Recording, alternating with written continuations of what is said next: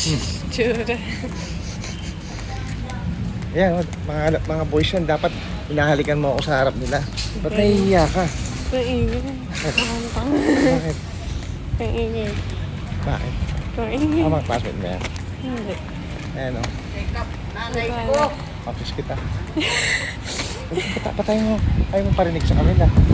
Bali, mga bakla naman yun. Naka-video ka yata. Ano naman ngayon, mapabait naman yung mga ganyan. Sinabi ko bang hindi? I mean, hindi naman sila lalaki. Ang ibig mo sabihin, hindi sila manliligaw sa'yo. Ano din kaibigan ko. Hey, Asa na? Okay na. bye-bye. Oo, wala akong ngayon. Uy. So ba yung papakita natin sa boys dyan? Wala ka dyan. Hininintay nyo.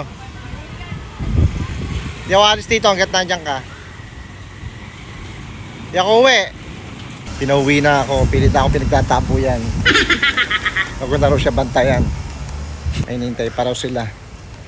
Kaya yun, napilitan na akong umalis kasi panay ang senyas, nagagalit. Kaya walang magagawa. Kaya sa mabattery pang anak, baliktad na ngayon. Magulang na takot sa anak.